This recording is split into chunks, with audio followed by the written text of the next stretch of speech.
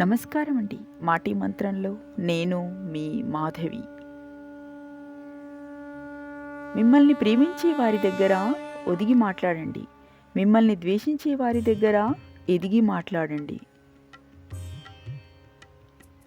సూర్యోదయంతో మాత్రమే వెలుగు సంతరించుకోదు. మన ప్రయత్నంతో కనులు తెరచి తరచి చూస్తేనే చీకటి తొలిగేది. అందరి కష్టాల్లో అండగా ఉండే వ్యక్తికి కష్టం వచ్చినప్పుడు తోడుగా నిలవడానికి ఎవ్వరూ ఉండరు. ఈ మాటలు చేదుగా ఉన్న పచ్చి నిజం. గడిచిన సమయం జ్ఞాపకాలను కానుకగా ఇస్తుంది. ఆ జ్ఞాపకాలతో రేపటి సమయాన్ని వృధా చేయకండి. శాంతంగా ఉంటేనే జీవితంలో మీరు దృఢంగా ఉండగలరని గుర్తుంచుకోండి. చల్లగా ఉన్నప్పుడు అత్యంత దృఢంగా ఉండే ఇనుము కూడా వేడెక్కితే బలహీనమైపోతుంది.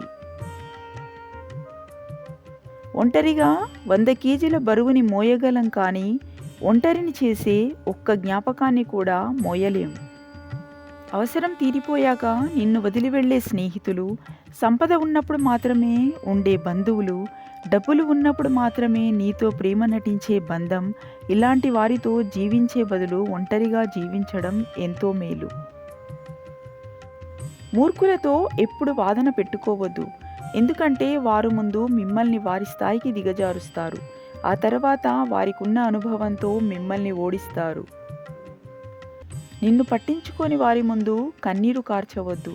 నువ్వే ప్రాణంగా జీవించే వారి ముందు కన్నీటిని దాచవద్దు. అవినీతి ఒంటరిగా బతకలేదు, నలుగురి సపోర్టు కావాలి. నీతికి ఎవరి తోడు అవసరం లేదు, సింగిల్గా అయినా జీవించగలదు. నిజంగా మనల్ని ఇష్టపడే వాళ్ళు మనతో మాట్లాడకుండా ఒక్కరోజు కూడా ఉండలేరు. ఇప్పుడున్న రోజుల్లో మంచితనం అనేది అస్సలు పనికిరాదు. మనతో ఎవరు ఎలా ఉంటే మనం కూడా వాళ్లతో అలానే ఉండాలి. అబద్ధం ఎప్పుడూ తోడు కోరుకుంటుంది, కానీ నిజం ఎప్పుడూ ఒంటరిగానే ప్రయాణిస్తుంది. ఎందుకంటే నిజానికి ధైర్యం ఎక్కువ. నీ స్నేహితుడిని అతిగా నమ్మకు. రేపు అతనే నీకు శత్రువు కావచ్చు. శత్రువుని అతిగా ద్వేషించకు. రేపు తానే నీకు నేస్తం కావచ్చు. స్నేహమైన ద్వేషమైన మితిమీరకూడదు. అందం అనేది ధరించే దుస్తుల్లో లేదు, మనిషిలో దాగి ఉన్న మానవత్వంలో ఉంది. అందం అనేది నవ్వే పెదవిలో లేదు, బాధను దాచుకునే గుండెల్లో ఉంది. అందం అనేది అవమానించే గుణంలో లేదు, ప్రేమను అందించే గొప్ప మనసులో ఉంది. జీవితం అంటే జననానికి మరణానికి మధ్య ఉన్న చిన్న ఖాళీ మాత్రమే. ఈ చిన్న ఖాళీలో మీరు వీలైనంత సంతోషాన్ని నింపండి. ఇతరులను సంతోషంగా ఉంచేందుకు ప్రయత్నించండి. మోసపోయానని చింతించకు. మోసపోవడం ఇప్పుడు నీ వంతు, తర్వాత వంతు నిన్ను మోసం చేసిన వారిదే. ఆస్తిని చూసి గర్వపడకు. కూర్చొని తింటే కొండలు కూడా కరుగుతాయి. అందాన్ని చూసి ఆనందపడకు. పూజకు పనికిరాని పువ్వు ఎంత వికసించినా దండగే చివరకు. కళ్ళ ముందు ఉన్నవన్నీ చూసి ఇష్టపడకు. ఎంత ఇష్టపడినా మన వంతులో ఉంటేనే దక్కుతాయి. ఎంత సంపాదించినా బయటపడకు. నవ్వుతూ నాశనం చేసేవాళ్ళు నీ పక్కనే ఉంటారు, నువ్వు పతనం అయ్యే వరకు. నాకు ఏమీ లేదని బాధపడకు. తక్షణమే బతకటానికి దారిని వెతుకు. జీవితంలో ఎన్ని కష్టాలు వచ్చినా నీలో ఉన్న ధైర్యాన్ని మాత్రం కోల్పోకు. నువ్వు నువ్వులా ఉన్నంతకాలం సంతోషంగా ఉంటావు. ఎప్పుడైతే ఎదుటివారిలా ఉండాలనుకుంటావో అప్పుడే నిన్ను నువ్వు కోల్పోతావు.